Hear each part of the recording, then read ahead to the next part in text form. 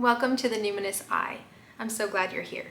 This is a space where we explore the intersection of religion and popular culture by analyzing the spiritual symbolism that appears in the stories we know and love.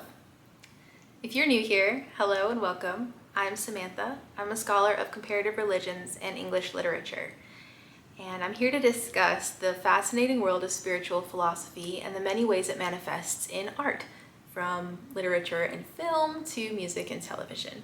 So if that's something you're into, stick around and let's get into the video. Today we're venturing into the world of short fiction to uncover the religious symbolism and themes in Herman Melville's 1853 short story, Bartleby the Scrivener.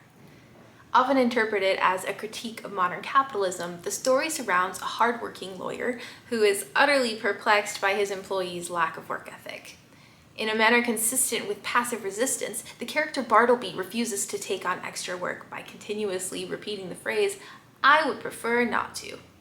His rejection of the whole bureaucratic system later evolves into a complete withdrawal from society. He stops working, paying rent, and eating. He becomes a squatter at the office, and despite the narrator's attempts to help Bartleby recover a sense of normalcy in life, he's eventually taken to jail, where he starves himself and passes away. The story can be read as a commentary on humanity's failure to care for its fellow man. It explores the dehumanizing effects of labor and the general lack of support that exists for people who can't or won't function as a cog in the capitalist machine. But as I read this story, I was fascinated at how some religious themes appear and might lend themselves to a deeper interpretation. I happened to spot some Christian symbolism alongside an exploration of nihilism that feels strangely reminiscent of Buddhist philosophy. So let's take a look. Any attempt to pin Herman Melville to a single religious identity will probably fall short because all of his work reflects his own complicated relationship with faith. Melville was raised Calvinist as part of the Dutch Reformed Church, and in this worldview that emphasized sin and judgment and divine will.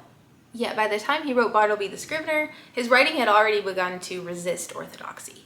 He considered himself a devout agnostic, but although he wasn't practicing religion, themes appear throughout his writing. Just like in Moby Dick, in this short story, Melville probes the limits of Christian theology, exposing and almost critiquing the ambiguity of God in the face of human suffering.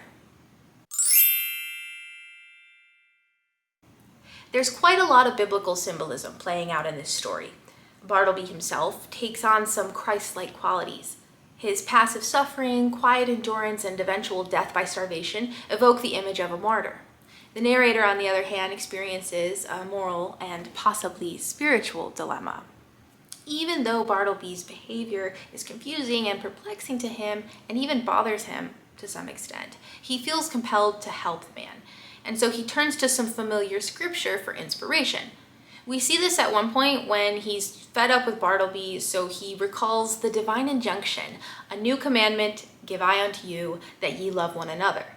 The narrator is recalling a quote from John 13:34, which are some of Jesus' final words at the Last Supper. Here we have a character grappling with something really universal, the question of how to show compassion for someone who confuses and even offends him. And so he's looking to the Bible for guidance.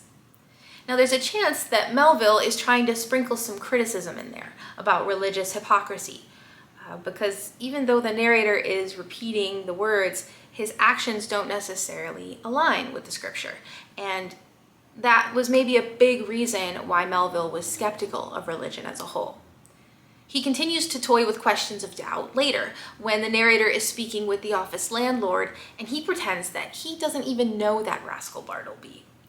The scene reads a lot like the story of Peter and his 3 denials of Christ. Just like Peter apologizes to Jesus, the narrator returns to Bartleby's side and attempts to help him once more, but by this time it's too late and Bartleby passes away. Now his death presents something really interesting to explore. After his death, we learn that Bartleby was once employed at the dead letter office, which is where he sorted through letters and messages that never reached their intended recipient. This is a powerful symbol, with lost letters functioning almost like unanswered prayers. It's likely that At this job, Bartleby became aware of the futility and impermanence of the human condition. So we can see this sort of nihilistic attitude take shape in Bartleby. But I also picked up on an interesting parallel between his methods of non-attachment and the principles of Buddhism. Bartleby's behavior becomes almost monastic. He doesn't eat, he sleeps at the office, he owns nothing valuable, won't touch money, and he stares at empty walls for hours, like a monk in meditation. In this way, he begins to resemble an Indian sadhu, or an ascetic renunciate, someone who completely is unattached to material possessions and desire itself. Now, it's unlikely that Melville would have known much about Buddhism when he wrote this story, as Eastern traditions were only just making their way to the West in the 19th century. But it's almost uncanny how Bartleby embodies this shared philosophy. One could argue that he has perhaps attained a state of enlightenment. He has seen through the illusion, and he's no longer participating. But it's important to note that in Buddhist philosophy, practitioners are warned against becoming attached to the method of renunciation itself because it represents just one extreme end of a dualistic system. And critical to Buddhism is a non-dual worldview. The Buddha called it the middle way for a reason. Bartleby's peculiar method of non-attachment lacks the wisdom necessary to constitute a complete Buddhist worldview. He hasn't yet learned the old adage, before enlightenment, chop wood, carry water. After enlightenment, chop wood, carry water. So although his fasting and renunciate behaviors resemble a spiritual discipline, they ultimately lead to his downfall. Rather than transcending suffering, he succumbs to it. Bartleby stands as both a visionary and a warning. He's a figure who has glimpsed the emptiness beneath worldly forms, but he lacks a path forward, and he, in the end, is consumed by that very emptiness. His death suggests that Bartleby has failed to transform insight into a livable truth. He might have gained some knowledge about the nature of reality, but he can't translate that vision into compassionate or sustained action in the world. And this is where the story's deeper cautionary dimension emerges. Melville seems to be exploring what happens when someone takes this impulse to reject worldly attachments and follows it to its extreme without balance.